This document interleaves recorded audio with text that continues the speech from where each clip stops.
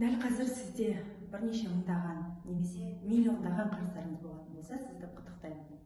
Два величайших стимула в этом мире – это молодость и долги, деп айтқан екен Ұлыбританияның премьер-министрі Бенджамин Дизраэль. Неге құттықтадым? Себебі статистикаға сүйеніп қарасақ, және де көп адамға белгілі Сайтмұрат Давлатовтың сөзіне де сүйенетін болсақ, қарызы жоқ адамға қарағанда қарызы бар адамның жетістікке жету шансы, мүмкіндігі көбірек көрінеді. Және мен де осы нәрсемен біршама келісемін десем де болады. Мен Айдана Асылқызы кәсіпкерлік және психологиялық саласында 5 жылдық опыты бар. Қазіргі таңда коуч-практик, кәсіпкерліктің 10-нан аса сферасында өзімді пробовать етіп, бірнеше миллион қарыздарға да кіріп үлгердім. Ойлап қарасам, шынында да бағанағы жоғарыда айтылғандай, қарызға кіргенге дейінгі менің состояниемен қарыздан құтылу керек состоянием екеуі екі түрлі. Қарызға кіргенге дейін аса қатты напрягаться етпей, ел қатарлы жүре бересің да. Ал қарызға кіргеннен кейін уже расслабиться ететін уақыт жоқ. Уже стимул пайда болады, стимуляция пайда болады. Яғни артта бір зажигалка бар. Лишний раз демалмайсың, лишний раз босқа уақытты өткізбейсің, тек даму, қарыздан қалай құтылсам екен деп жүріп, өзімнің скрытый таланты деп айтса да болады, неше түрлі способностьтарымды ашып, дамып, өте көп білімдер алып, бірнеше миллион қарызды жаптым. Ең басты маған көмегін берген нәрсе 70-80% деп айтсам да болады, ол психология. Және сіздермен сол қарызға кірудің себебімен өзім қарызды жапқаннан кейін басқа адамдар да сол қарызды жапсын деген маған көмектескен методикалар уже басқа адамдарға применять ете отырып, басқа адамдардың қандай қарыздары бар екенін зерттей отырып, соңғы 1 жылда қарызды жабу эксперті болдым деп айтса да болады. Қаншама адамдар осыған дейін уже 100-ден аса адамдар менің жеке консультацияма келіп, қарыздарын жауып, қарызының себебін анықтап, осындай жетістікке жетіп отыр, Аллаға шүкір. Және сіздермен сол себептерін, причиналарын бүгін сіздермен бөліскім келіп отыр. Жалпы қарыз қайдан пайда болады? Менің айтатын нәрселерімнің барлығы, ол менің өзімнің жеке авторлық методикаларымды сіздерге беретін боламын. Өзімнің қаншама алған білімдер, алған шетелдік, өзіміздің елдік азаматтардан алған білімдерімнің сол күн выжимать етіп, сіздерге ең пайдалы, құнарлы, нәрлісін беретін боламын. Қарыздың жалпы 2 түрі болады. Біріншісі, ол нормальный қарыз. Адам болғаннан кейін барлық адамда болады, әртүрлі жағдайлар болып қалады, біреуде срочно бір керек болып қалады, немесе бір өзіңе қатты қалайтын телефон алғың келіп қалады, зат алғың келіп қалады, бірақтан оны уже нормальный қарызда адам автоматически ойланады. Ол нормальный кезде сенің табатын табысыңның 15%-нан аспау керек ай сайынғы төлейтін сумма. Яғни 100 000 теңге айлық алса, 70-80 мың қарыз төлеп отыратын емес, әр келсе 15 000 теңге төленетін. Уже біздің подсознаниеміз автоматически біз ойлаймыз ғой, біз ойланып үлгермейміз деп. На самом деле біздің подсознаниеміз өзіміз ойланбасақ та, яғни сознаниеміз ойланбаса да, подсознаниеміз бүкіл нәрсені ойлап қояды біз үшін. Яғни нормальный қарызда тапқан табысыңыздың 15%-нан аспайтын, және де нормальный қарыз болған кезде оны спокойно төлейді адам. Ал егер сізде қиыншылық болғанса, қарызыңызды төлей алмай жатқан болсаңыз, қатты қиналып жатқан болсаңыз, қарыздың үстіне қарыз жамап жатқан болсаңыз, немесе табысыңыз вроде бы өсіп жатыр, вроде бы көп ақша тауып жатсың, но қарызың да көбейіп жататын болса, значит, оның ар жағында қандай да бір дұрыс емес ниет, яғни ол ненормальный қарызға жатады. Нормальный қарыз ол қиналмай төленетін қарыз, ненормальный қарыз ол жаңағыдай өзінің қиыншылықтарымен келетін қарыз.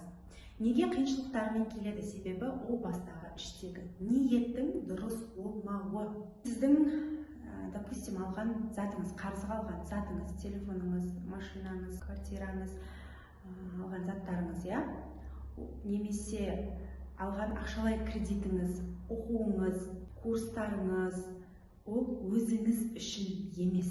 Оның ар жағында қандай да біреуге көрсету мақсатында алынған қарыз. Біреуге көрсету мақсатында, доказать, показать мақсатында алынған қарыз қиналып төленеді, спокойно төленбейді ол ешқашан. Және де и обратно тоже так же, да, та же теорема. Егер сіз қиналып жатсаңыз қарызды төлеуге, значит, оның ар жағында какой-то бір кому-то доказать, показать деген причина бар. Вот соны анықтаңыз. Сіздің қарызыңыз қазір қанша қарызыңыз бар? Прям дәл қазір отырыңызда жазыңыз, қанша қарызыңыз бар. Қай кезден бастап қарызды жаба алмай бастадыңыз? Қай кезден бастап қинала бастадыңыз? Қай кезден бастап қарызбен жаба бастадыңыз, я? Сол моментті есіңізге түсіріңіз. Қай қарыздан бастап қинала бастадыңыз? Кімге не дәлелдегіңіз келді? Телефонның өзі жұрттан қалып кетпейін деген ниет болды ма? Немесе зат алсаңыз, немесе біреуге қарыз алып бердіңіз ба? Біреудің жағдайын ойлау үшін алып бердіңіз ба? Біреудің проблемасын решать ету үшін алып бердіңіз ба? Немесе біреуге осы мысалы курс алған кезде в основном менде 90% адамдар курсқа қарыз алады және де соны төлей алмай жүреді. Неге? Себебі ол курс алғандағы мақсат өзі даму деген мақсат емес. Я даму деп ойлайды сознательно 3%, но подсознательно, то есть ішкі жан дүниемізде біз даму емес, әйтеуір бір нәрсе істеп жүр. Мынау жұрттан қалып кетпейін, бәрі бір нәрсе істеп жүр ғой, әйтеуір бәрі бір нәрсе дамып жатыр, оқып жатыр, күшті болып кетіпті. Анау менде содан қалып кетпейін деген нәрсе бар, я. Былай бір шеттен қарасаң стимул сияқты, но оның өзінде стимул полностью стимул болмау керек, 100% стимул болмау керек. Стимуляция ол 5% ғана болу керек, 97-95% өзің үшін болу керек. Яғни өзің для себя любимый. Для себя любимый деген нәрсені біз өзімізге позволить етпегеннен кейін, анау мен туралы өйтіп ойлап қалмасын, мынау мен туралы бүйтіп ойлап қалмасын деген идеяңыз болса, уже сіз қарызға кіресіз. Және де минусовой энергия болған кезде де адам қарызға кіреді. Қарыздың тағы бір причинасы, я. Яғни ол қалай? Біреудің бір нәрсесін істеп беру, біреудің бір нәрсесін тындырып беру, біреу үшін өмір сүру, балам үшін. Балам алып бердім, күйеуіме алып бердім, күйеуімнің проблемасын решать етіп беру, жақсы келін болып көріну, жақсы күйеу болып көріну мақсатында. Егер сіз қарызға алатын болсаңыз, немесе біреудің проблемасын всегда шешіп жүретін болсаңыз, немесе өзіңізге жұмсайтын уақытыңызге жұмсау керек бола тұра, өзіңіздің тірлігіңізді тастап біреудің тірлігіне кететін болсаңыз, минусовая энергияда кетесіз. Яғни минусовая энергия ол бізде қарызбен өлшенеді. Қорытындылай келгенде қалай? Қарызыңызды жазасыз, қай жерден бастап қиналып жатқан моменттеріңізді ойланыңыз, осознайте, есіңізге түсіріңіз, бір сәт тоқтаңыз. Көп адам как белка в колесе бүйтіп айналып жүре береді, өзі не істеп жүргенін білмейді.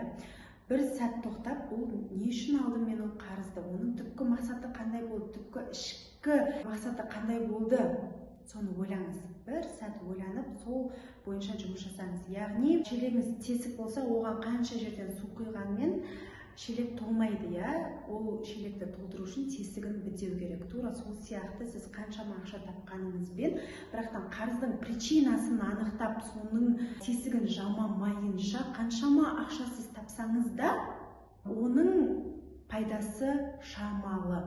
Сондықтан да шынымен өзіңіздің себебін анықтаңыз.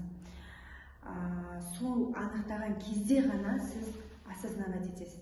Не үшін алып жатқаныңызды, немесе келесі жолы, как минимум келесі жолы уже қарызға кірмейтін боласыз. Егер де қарызыңыздың себебін анықтау қолыңыздан келмей жатса, негізі адам өз-өзімен жұмыс жасау өте қиын. Өзіңнің жан дүниеңе кіру өте қиын. Өзіңе өзің операция жасай алмайсың ғой, өте қиын болады ғой, тура сол сияқты өте қиын болады. Ал специалистке барғанда кішкене оңай болады, я. Сол сияқты егер өзің, бірақ болады, ол мүмкін өзіңмен өзің жұмыс жасап, өзіңнің қарызыңның причинасын тауып, сол бойынша самооценкамен, немесе қай жерден именно кетіп тұрғанын тауып жұмыс жасауға мүмкіншілік бар, бірақ дегенмен де егер қолыңыздан келмей жатса, маған жеке консультацияға жазылып, бірге анықтасақ болады. Осыған дейін 100-ден аса адам қарызын жауып бірнеше миллион, ондаған 20 миллион, 30 ең көбі 67 миллион ақша болды. Қызын жапқан бір кісі болды, иә. Бірақ ол бірден емес, бір жылдың ішінде жапты. Және де одан бөлек бір деңгейден екінші деңгейге өту, немесе тоқтап тұрған бизнес, немесе тоқтап тұрған потокты ашу бойынша жұмыс жасап, ары қарай талпынысты, ары қарай мотивация, яғни бағана стимуляция, қарыз в основном стимуляция уровеньде болады дедік қой, стимуляция уровенін жауып, мотивация уровеніне көшуге көмегімді бере аламын.